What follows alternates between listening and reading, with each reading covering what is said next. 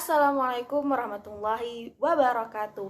Hai teman-teman, ketemu lagi bersama saya Nova Fitria dengan NIM 2120202108. Nah teman-teman, video ini sama saja dengan video sebelumnya yang bertujuan untuk memenuhi tugas mata kuliah pengembangan media dan sumber belajar yang diampu oleh Bapak Dr. Muhammad Isnaini SAG MPD.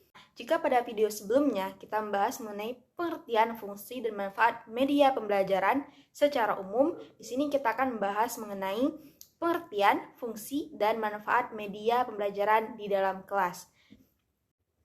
Langsung saja ke materi yang pertama, itu pengertian media pembelajaran. Nah, di sini saya mengutip dari pendapat seorang ahli yang bernama Hami Jojo. Beliau mengatakan bahwasanya media ini ialah segala bentuk perantara yang digunakan orang penyampai ide sehingga gagasan itu sampai kepada penerima.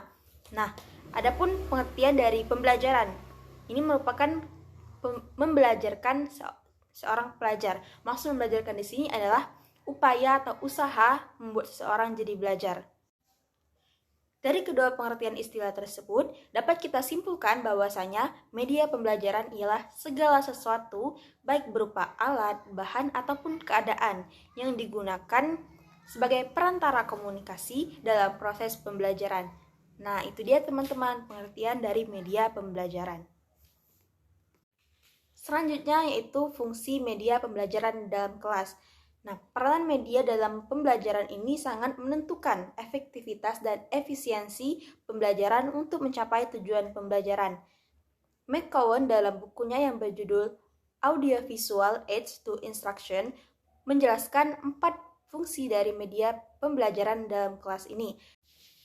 Fungsi yang pertama yaitu mengubah titik berat pendidikan formal, yang tadinya bersifat abstrak bisa berubah menjadi konkret, dan juga yang tadinya teoritis bisa berubah menjadi fungsional praktis. Nah, fungsi yang kedua itu meningkatkan motivasi belajar siswa. Dengan adanya media pembelajaran ini dapat menjadi motivasi ekstrinsik bagi siswa, yaitu motivasi yang berasal dari luar diri siswa tersebut. Nah, fungsi yang ketiga yaitu memberi kejelasan. Dengan adanya media pembelajaran ini, pemahaman siswa terhadap pembelajaran akan lebih meningkat karena materi yang diajarkan dapat menjadi lebih jelas. Fungsi yang keempat atau fungsi yang terakhir yaitu meningkatkan stimulasi belajar atau meningkatkan rasa ingin tahu dari para siswa. Selanjutnya kita akan bahas mengenai manfaat media pembelajaran dalam kelas. Proses belajar adalah komunikasi yang dilakukan oleh pengajar untuk menyampaikan informasi kepada muridnya. Nah, informasi tersebut dapat berupa pesan yang mudah dipahami atau pesan yang sulit dipahami atau yang bersifat abstrak, sehingga membutuhkan bantuan media untuk menjelaskan materi yang bersifat abstrak tersebut. Berikut saya akan menjelaskan 3 manfaat media pembelajaran di dalam kelas. Yang pertama yaitu menarik perhatian murid. Nah, dengan adanya media pembelajaran ini, diharapkan murid dapat tertarik dengan warna atau bentuk yang disajikan, sehingga meningkatkan rasa keingintahuan mereka terhadap materi yang disajikan. Yang kedua yaitu mengatasi keterbatasan informasi. Dengan adanya media pembelajaran akan mengurangi keterbatasan informasi. Misal ada materi yang sulit dibayangkan atau sulit mencari contoh nyatanya. Di situ media pembelajaran berperan sebagai perantara informasi. Nah, manfaat yang terakhir atau yang ketiga membuat suasana menjadi lebih interaktif atau menciptakan suasana yang aktif antara guru dan murid, sehingga tidak hanya guru menjelaskan dan murid mendengarkan penjelasan guru seperti metode ceramah. Itu dia teman-teman mengenai pengertian, fungsi, dan manfaat media pembelajaran dalam kelas.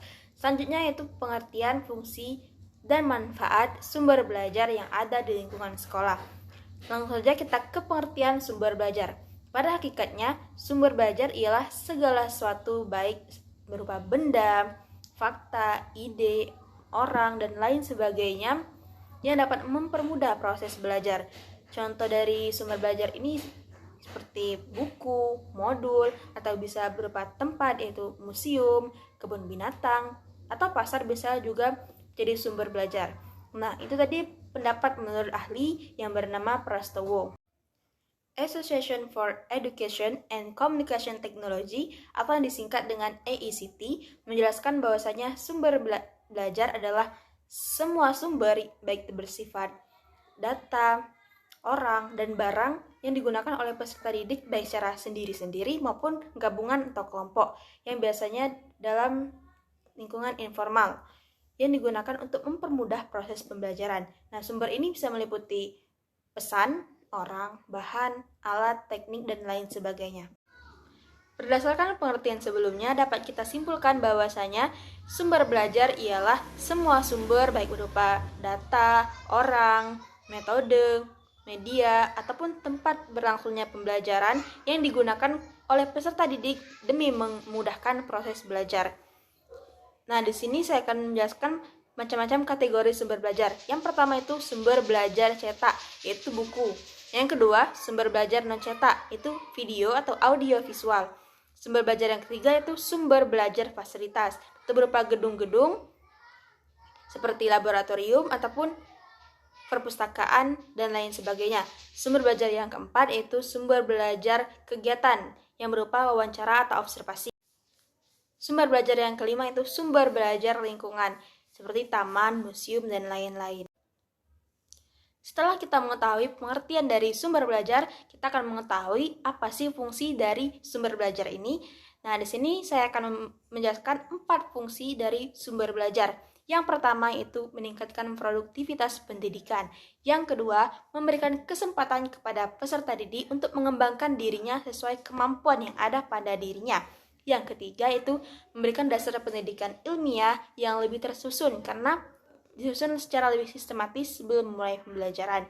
Yang keempat itu meningkatkan pemantapan pembelajaran dengan berbagai media komunikasi dan menyajikan informasi ataupun data secara lebih jelas dan konkret. Beralih ke materi kita yang terakhir yaitu manfaat sumber belajar. Menurut Hultan, manfaat dari sumber belajar ini itu meningkatkan motivasi belajar siswa sehingga mereka dapat menggali informasi sebanyak-banyaknya. Evelyn Siregar dan Hartini Nara menjelaskan manfaat sumber belajar ini ada berapa, yaitu yang pertama, memberikan pengalaman secara langsung dan lebih konkret kepada peserta didik. Yang kedua, menyajikan sesuatu yang tidak mungkin diadakan, dikunjungi, atau bahkan dilihat secara langsung. Yang ketiga, menambah dan memperluas cakrawala. Yang keempat, memberikan informasi yang lebih akurat dan terbaru tentunya. Yang kelima, membantu memecahkan masalah pendidikan. Yang keenam, memberikan motivasi positif. Yang ketujuh atau yang terakhir itu merangsang untuk berpikir kritis, bersikap lebih positif, serta berkembang lebih jauh. Nah, itu dia teman-teman manfaat dari sumber belajar. Sangat banyak sekali bukan? Berhubung itu materi kita yang terakhir pada kali ini, jadi sini saya akhiri. Apabila ada salah-salah kata saya mohon maaf, pada Allah saya mohon ampun. Wallahul muwaffiq ila aqwamit thoriq. Assalamualaikum warahmatullahi wabarakatuh.